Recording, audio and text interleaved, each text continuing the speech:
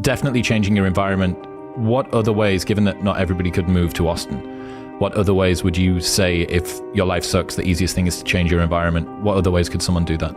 I mean, so if you've ever heard somebody say like, man, I hate Cincinnati. Cincinnati sucks, right? Or they go some city and like they go there for 2 days and they make a judgment across the entire city, right? But it's like, okay, let's go really deep.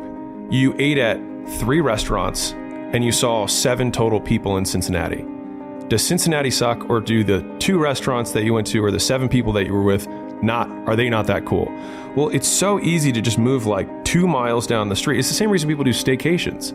It's like you don't even need to change cities. You can be in the same city and still change the environment. Like just moving out of your mom's basement, you know what I mean? And just going into another place with 4 guys can change the environment. And so like that's the thing that to me was so telling on this was, so heroin addiction, super addicting, I'll put it that way. And when a bunch of soldiers came back from Vietnam, they had been addicted. I don't know if you've heard of this, right? 25% of soldiers who went to Vietnam tried heroin. It was like an insane statistic. And in the US, 90% of heroin addicts who go to clinics relapse. So they have a 10% long-term success rate. Tough.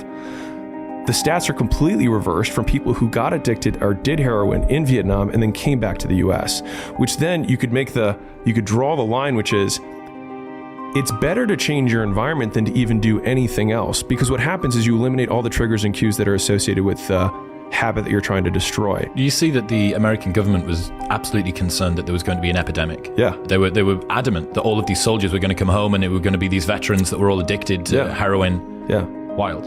And there are, for sure, but so much proportionally less than their quote should be. Yep. Because the problem with the current system and like, for anyone who's listening, you can still extrapolate the principle or the concept. People are in the environment that they are addicted. They change environments and they go to a clinic. They change the environment, they change their behavior. And then they go back to the same environment and their behavior changes yet again to match the environment. And so it's like, if you want to change your actions, the easiest thing you can do is just change the environment. Because if you can do that, a lot of times, a lot of the negative things you have, you just don't get triggered. You don't get the cue for the behavior.